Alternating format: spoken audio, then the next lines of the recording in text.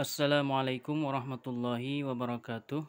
Alhamdulillah kita kembali bisa melanjutkan kajian kitab Fathul Qarib, syarah daripada kitab Matan Ghayah wa Takrib.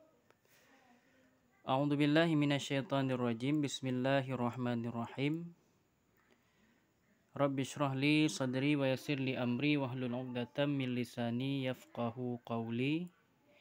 Wa yu'khadhu min kalamil musannifi kaunuhuma qawiyaini bihaitsu yamna'ani nufudhal ma'i wa yushtaratu aidan taharatuhuma walau labisa khuffan fawqa khuffin li shiddatil baradi mathalan fa in kana al-a'la salihan lil mashi dunal asfal sahhal mashu 'ala al-a'la wa in kana al-asfalu salihan lil mashi dunal a'la famassahal asfala sahha awil a'la fawasala al-balalu li asfali sahha in qasada al-asfal aw qasadahuma ma'an la in qasada al-a'la faqat wa illam yaqsid wahidan minhuma bal qasada al-masha fil jumlati ajza'a fil asah. Bismillahirrahmanirrahim. Wa yu'khazu min kalamil musannifi, dan dipahami daripada kalam musannif, jadi daripada ungkapan atau kalam musannif di atas atau dalam pembahasan sebelumnya, di situ dapat dipahami bahwa kaunuhuma qawiyaini, keadaan daripada dua sepatu tersebut adalah sepatu yang benar-benar kuat, yaitu sepatu yang keduanya itu adalah sepatu yang kuat. Bihaisu yamna'ani nufuzal ma'i, dengan sekira-kira kedua sepatu tersebut dapat menegah tembusnya air. Jadi sepatu khuf itu adalah sepatu yang kuat yang tidak tembus air ke dalamnya. Wa yushtaratu aidan taharatuhuma, dan disyaratkan pula akan suci keduanya sepatu. Kalau sebelumnya dikatakan ada 3 syarat. Berarti ini adalah syarat yang keempat yang ditambah oleh pensyarih.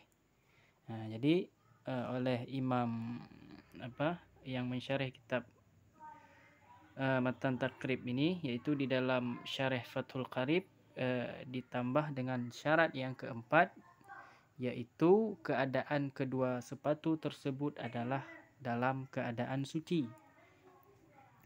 Walau labisa khuffan fawqa khuffin li shiddatil baradi mathalan, dan jikalau memakai ia akan sepatu di atas sepatu yang lain, maksudnya memakai 2 lapis sepatu. Kenapa demikian? Li shiddatil baradi mathalan, karena bersangatan dingin misalnya.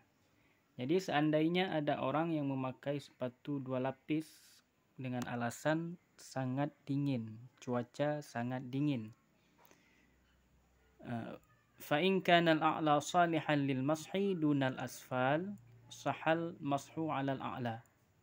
Maka jika adalah bagian yang atas, bagian sepatu yang paling atas itu patut bagi sapu, layak bagi menyapu. Dunal asfal, ketiadaan yang bawah, sepatu yang bagian bawah tidak layak atau tidak patut untuk disapu. Niscaya sahlah menyapu di atas sepatu yang paling atas. Jadi apabila ada sepatu 2 lapis, dia pakai sepatu 2 lapis karena bersangatan dingin. Seandainya sepatu bagian lapisan yang atasnya itu layak disapu, sedangkan yang bagian bawah tidak layak untuk disapu, itu sah menyapu sepatu bagian yang paling atas. Wa in kana al-asfalu salihan lil mashi dunal a'la famas'al asfal sahha. Dan jika adalah sepatu yang bagian bawah, khuf yang bagian bawah itu layak bagi sapu, ketiadaan yang atas, maka menyapu ia akan sepatu yang bagian bawah niscaya sah pula. Jadi apabila sebaliknya yang patut yang layak untuk disapu adalah yang bagian bawah, sedangkan bagian atas tidak layak untuk disapu. Kemudian dia menyapu sepatu yang bagian bawah, maka itu juga sah dikerjakan. Awil a'la fawasalal balalu lil asfali saha in qasadal asfal au qasadahuma ma'an. Ataupun pada kejadian tadi, kejadian dua lapis sepatu yang bagian bawah layak untuk disapu, sedangkan yang bagian atas tidak layak, dia itu menyapu yang bagian atas. Maka ketika dia menyapu sepatu yang bagian atas, ternyata sampailah basahan air kepada sepatu yang di bawah. Itu juga sah dikerjakan dengan syarat inqasadal asfal, dengan syarat jika memang dia itu mengqasadkan menyapu yang bagian bawah. Jadi dia sapu yang bagian atas dengan tangannya, tapi dia mengqasad yang bagian bawah dan airnya sampai ke bawah. Maka itu juga sah. Ataupun dia mengqasad keduanya, dia mengqasad bagian atas dan bawah sekaligus, itu juga sah dikerjakan. Yang tidak sah bagaimana? La in qasadal a'la faqat. Tidak sah apabila dia hanya mengqasad menyapu sepatu yang bagian atas saja. Sepatu dua lapis yang bagian atas tidak layak disapu, yang bagian bawah layak untuk disapu. Sedangkan dia menyapu yang bagian atas dan hanya mengqasad pula yang bagian atas.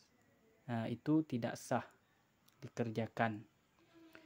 Wa illam yaqsid wahidan minhuma bal qasadal masha fil jumlah ajza'a fil asah. Dan jika tidak mengqasad seseorang tersebut, orang yang menyapu sepatu, akan salah satu daripada keduanya. Ketika dia pakai sepatu dua lapis, dia tidak mengqasad salah satu daripada keduanya. Akan tetapi dia mengqasad sapu secara jumlah, secara menyeluruh, secara global. Niscaya memada berdasar di atas pendapat yang kuat. Apabila dia tidak mengqasad apa-apa tadi, dia memakai dua lapis sepatu, bagian yang atas tidak layak disapu, bagian yang bawah layak disapu. Kemudian ketika dia menyapu sepatu tersebut, ternyata dia tidak mengqasad apapun. Akan tetapi dia menyapu secara global.